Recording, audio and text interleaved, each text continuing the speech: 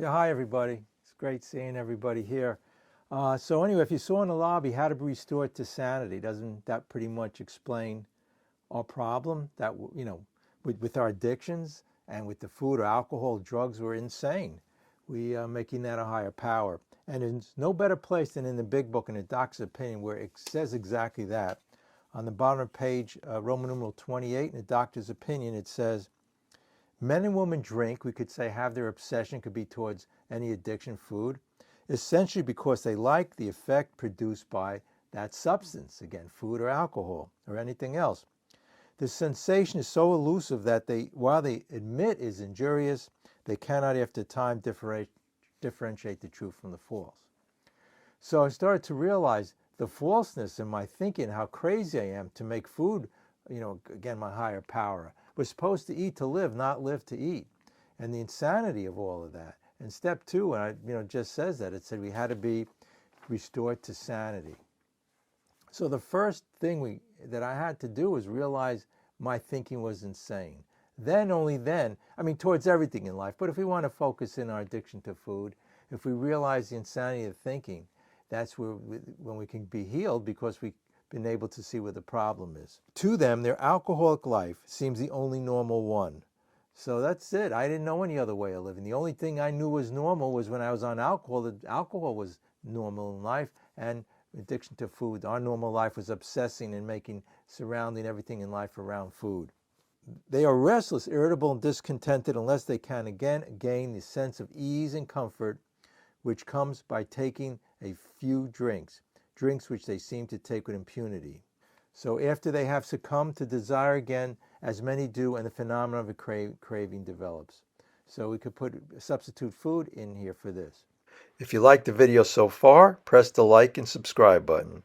We want to get into what's called the solution. We like to have the solution right here at the meeting. We know the problem. Sometimes people could talk about the problem all the time, but the problem is getting into all of these diets and obsessing about the food and talking about it constantly. But there is a solution which we could substitute for the food. And Dr. Silkworth realized that there was only one solution, and in a few sentences down it says, it's repeated over and over again. It talks about right before it a spree, emerging remorseful, and then the firm resolution not to drink or overeat again, and it goes in a continuous cycle. Unless this person can experience an entire psychic change, there's little hope of recovery. So first I had to know where the problem was. It was in my thinking, and then I had to know what the solution was. To substitute that with God's grace.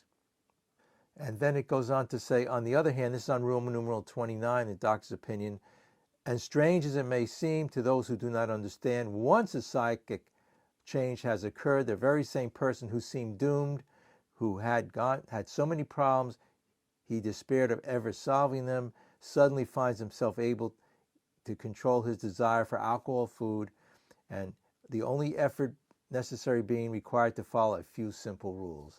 So the few simple rules are the 12 steps. So we have a solution here, an answer, because it's our thinking that's the problem. The whole thing is in the mind. It says in the book, if the mind is cured and there's no problem, then the phenomenon of craving is academic, meaning that if we don't go back into the addiction, so what? The phenomenon of craving will never develop because we never take that first compulsive bite or first compulsive drink or drug or whatever it is. Come to our free Zoom meeting. See info and description. Now back to our video. And it goes on to say a few simple rules. Okay, so anyway, the few simple rules, of course, are the steps. And I like to say sometimes my diet program has 12 points in it with the 12 steps. So how's that possible? How could that be a solution? Well, we had to realize what we're doing with the food. We're using it to substitute. We're making it something that's going to give us the answer to our problems. Actually, it was a solution to my problems, but only a temporary one. And the problem was that on the other side was 10 times the pain. So, it reminded me, I just thought of this, an episode of Star Trek. This might be going way off of what we're talking, but what happened was they had a pill. I don't know if anybody remember that episode. And when the people would take it, they'd get younger and younger. They would take this pill. But the only problem was, after a little while, they would get older and older. When the pill wore off, they'd be like older and older. Same with our addictions. We take the alcohol, drugs, we feel great, but then we feel 10 times remorse, upset, and depression, anxiety, whatever it is. Same with the food. The food just takes us off because it takes us away from the real joy and happiness. We're making on something on the outside, and we get off center. Instead, we get off the rails, so to speak, because the answer is in here, but our addictions take us out there. It could be addiction to sex, food, whatever it is, people, money, and what it does, it puts us in the wrong direction. And the only thing is we never have enough. So luckily we have, and we're in this program, we have a solution. Again, if we put all our emphasis on God during the day and our spirituality and getting our joy from here, which is the way God created us to have it, we wouldn't have to look for things on the outside. So go out and enjoy everything on the outside and enjoy it, but understand its falseness. That's not going to, don't make it your higher power. Don't become obsessed, because it's not going to, well, when you get upset, if you go towards, more different things of the material flesh, it's not going to work out too well, because it's in the problem still. So again, and a lot of times we try to solve this problem by being in the problem. Well, if I talk about it more, if I go on these, analyze all of these diet ways and ways of doing things and trying to control it through self-will, then I'll be able to do it. But the self, it's the one that brought us here. So it took a while, but with all situations in life, I started to realize where the problem was in my thinking, when it was in my drug addiction, whatever it is in life. And once I put, from there we could go on to, actually on page 25, and there's a solution. So just read. If you liked the video so far, press the like and subscribe button. In about the second or third paragraph down, it says, the great fact is just this. This is on page 25. There's a solution. Nothing less that we've had deep and effective spiritual experiences which have revolutionized our whole attitude towards life, towards ourselves, and towards God's universe. So my attitude towards God's universe was my addiction, whether it's alcohol, drugs, could be money, people, whatever it is. So I needed a complete change. I was brought up that way, actually, right, with all the advertisement about the food, but also the movie stars. I was brought up to want to be more successful, whatever it was, and do better than others. And this is what we were told, that if we did better at sports and school, got better grades, all would be well. So I needed a complete shift in thinking. And do you understand how that's related to the food also, right? It's also that shift change. And that's the one thing that took me a while. I mean, I got off the alcohol and the drugs, but with the food, that connection sort of eluded me. How could the steps possibly solve that problem? But it was the same thing. It turned out to be the same thing. And it goes on to say, which had revolutionized our whole attitude towards life, towards our fellow, towards God's universe. The central fact of our lives today is the absolute certainty our Creator has entered into our hearts and lives in a way which is indeed miraculous. He has commenced to accomplish those things for us which we can never do by ourselves. It goes on to say, there was no middle-of-the-road solution. There is, and then a few sentences down, there is no return through human aid. And on the very bottom, one has to go to the bitter end, blotting out the consciousness of our intolerable situation as best we could, and the other was to accept spiritual help. So either I tried to ignore it, or I tried to do all kinds of things.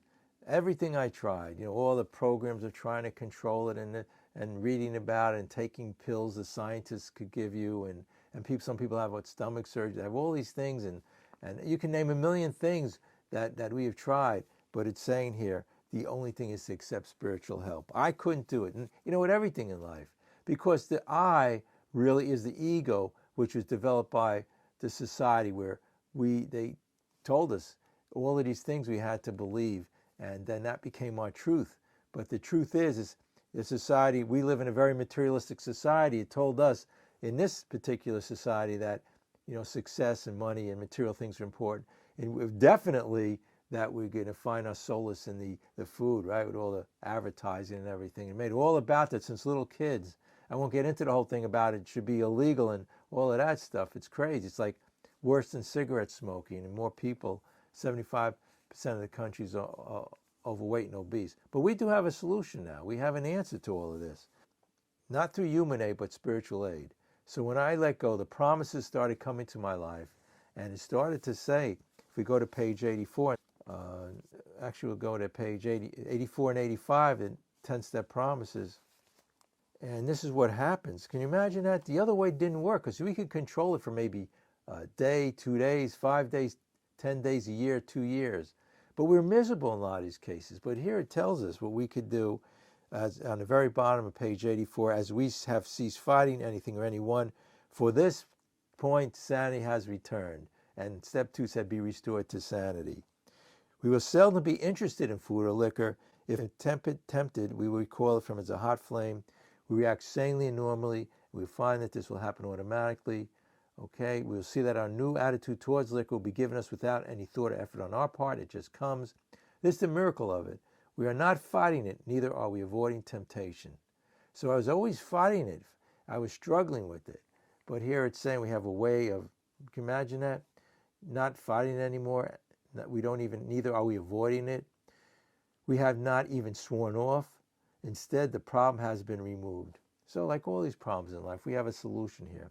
All the self-help books, all the diet books in the world, all the diets, dieting was easy. I went on 1,000 of them, right? We said that in AA. To stop drinking was easy. I've done 1,000 times. But we have a spiritual solution here. And we have an answer to all of these issues in life and our addictions and food and all these other things. Because actually after step 2, being restored to sanity, step 3, which says, decision to turn our will over in our lives over to the care of God. So I didn't turn it, not over to food, it doesn't say, or over to people, or over to money, or over to success. It says over to our spirituality. We're creating God's image. Some people, they might have a hard concept of, difficult concept of God or whatever it is. Other people have great concepts of whatever it is. But so long as it's not me, I started to realize that I was created with this ability to intuitively know the answers. Our brain, think about that. Our brain and our stomach knows when it's full. But when we got in the way of it, that's where the problem started to go. So we get centered, step 11, through prayer and meditation, and get back into the self and just relax, take it easy.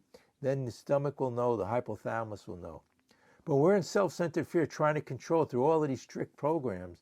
It's to no avail because it doesn't work, because the intuition doesn't kick in, because we're paralyzed by fear with everything in life. Whatever it is, we're paralyzed by fear when we try to control it. Because our body knows, just like it knows how to breathe, or the heart knows how to beat, all the autonomic nervous systems. And I had that sample where I go to work. We have to have our temperature taken every time we walk in, right? We have to wear the masks there. It's a health clinic. So I noticed there, and they have a list there, and like 100 people sign in or whatever, maybe 50, 100 people. And all the body temperatures were just about 97.1, 97.2, 96.9. It's amazing what the body knows what to do. It just amazes me, and I thought about that. The body knows how to keep the temperature. Could you imagine if we had, like in our house, the thermostat? We wouldn't even know where to start or begin.